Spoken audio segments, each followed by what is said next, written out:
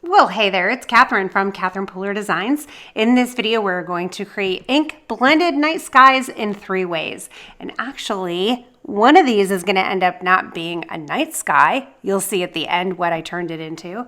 And one is a non-traditional night sky because we did it in pinks and purples. Catherine Pooler inks are water-based ink. They're perfect for stamping solid images, ink blending, water reactive properties, direct to paper, and so much more. The first night sky we're going to create is going to feature a moon. So in order to make the moon, we needed a mask. So I took Heavy Doodle memo tape and my circle dies, and I cut a circle out of my Heavy Doodle memo tape. And because the one side of the memo tape is tacky, kind of like the tackiness that you'll get on a Post-it note, it's going to work perfectly. So I just ran that through my machine, and then I added this or pressed it right on top of my watercolor paper. And then I'm using my Oh Boy ink and my large ink blending brush, and I'm ink blending It's a Boy all over the front of my watercolor paper panel. So I'm using Oh Boy and Dress Blues to create my night sky, and I'm starting in the center with it being lighter around the edges of my circle and then going darker as I go to the edge of the cardstock. Then when I peel off that Heavy Doodle memo tape, it is going to stay white underneath. This is called masking technique. So basically you're masking off part of or some kind of shape or image on your paper, blend or stamp over it, and then when you remove it, it's going to be white on the other side. And you can use this technique in so many different ways, but this is just one. Super easy, simple to do, and it's such a great impact. So going darker around the edges, I think it is such a impactful look when you go darker and darker and darker as you get to the edges. If you want to go even darker than I did, you can grab your Juniper Mist ink pad. You might want to go even darker than that and try maybe Blackjack or Twilight, maybe might even work, because those are grays and those will help darken those edges.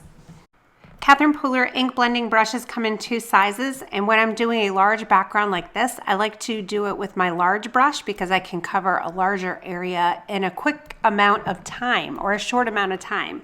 I'm pretty impatient when I ink blend, so I also think using water and watercolor paper is really forgiving. So here I just grabbed my Ken Oliver water spritzer bottle and I sprayed, and that water is going to react with the ink and it gives it a bleached out look. It's really stunning and really fun technique to work with. In addition to the water droplets, I also wanted to add some paint for some stars. There's a number of ways you can do this, but I chose to grab my Art Philosophy pan set. This white shimmer paint is pretty opaque, and I just added a little bit of water, used one of my Nuvo paintbrushes, and just flicked that white paint on there, and I think it has such a fantastic look. And now the moment of truth, that is the best part right there, just peeling off that mask and revealing that bright white cardstock underneath. It's an amazing contrast and is so effective. I'll finish this card off and I'll share it at the end. For the next card, I chose to use Cummerbund and Dress Blues. So Cummerbund is another light blue, but it's more of an aqua teal color. Has more green in it than Oh Boy. If you want more help and information and inspiration on using our ink colors and where they fall on the color wheel, be sure to look in the YouTube description below because I'll have a link to our color wheel. It's so helpful to know how the colors work together, and we also have a ton of YouTube videos and blog posts. If you search here on the YouTube channel, you'll find lots of information. I know that is such a pain point for stampers sometimes, and how to pick your color combos for successful card making. So definitely grab that. But back to this background. So I started creating a night sky. This did not end up being a night sky the way I finished off the card. I absolutely could have made it into a night sky card, but you'll see at the end what I did with it.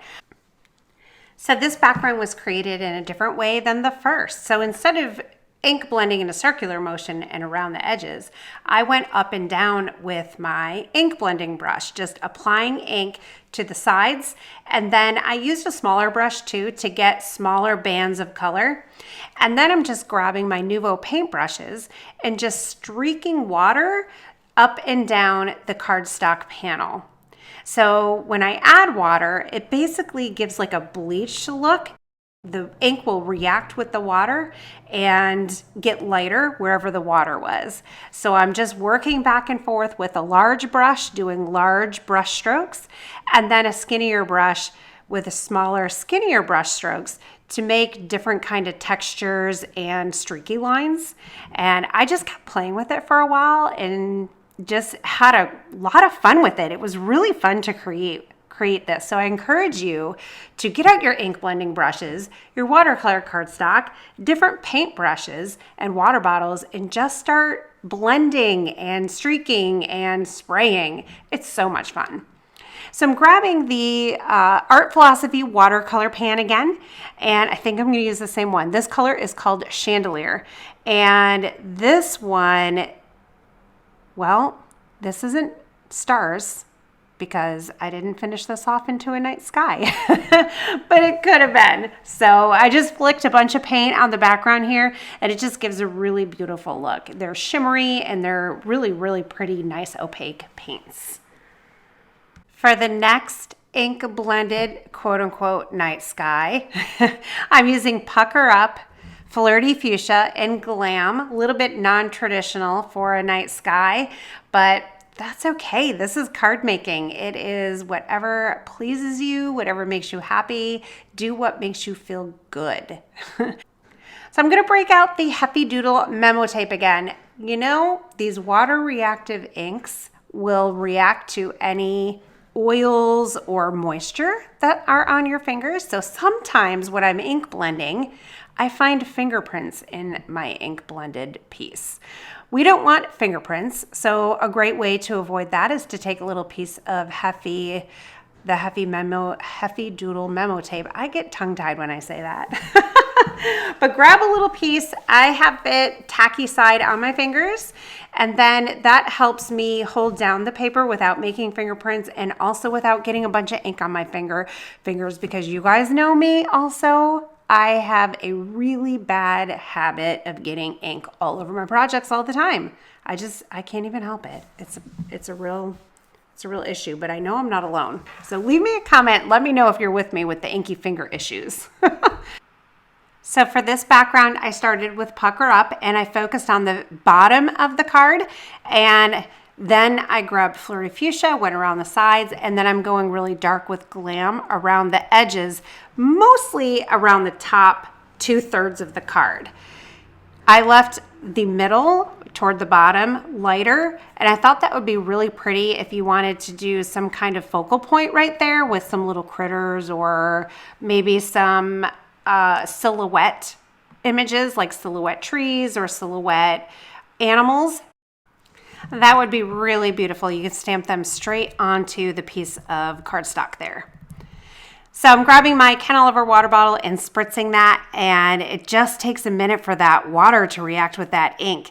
You can just let it dry, you can hit it with the heat tool, or you can get a clean paper towel and dab up the extra water, and you have little water splatters, bleached out spots, and it's just such a fun look.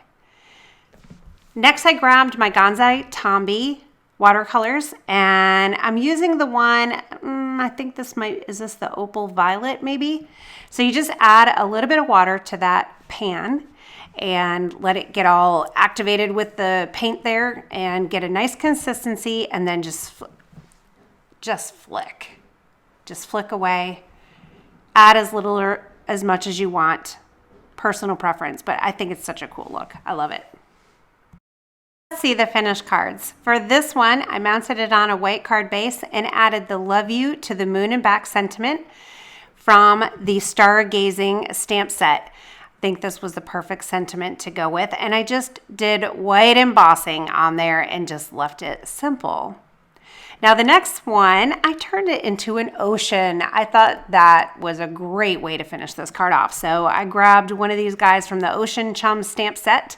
Any of those little sea creatures would look adorable on this. And I thought swimming by to say hi would be so cute. And then the last one, how about a Christmas card? So all is calm, all is bright. I embossed that in white. And I wanted to add some more stars, so I embossed this holiday glimmer stamp. It's the little kind of swag or swatch of stars, and I just embossed that in white. And then I took a dove from the Adorning Doves stamp set and added a little piece of greenery on there as well. And I am just crazy about how these 3 cards came out. I hope you are inspired, enjoyed this video. Be sure to subscribe, like, and share. Helps YouTube know that you enjoy our content. And I thank you so much for taking a little bit of time out of your busy day to hang out with me. Have an amazing day. Thanks for being here.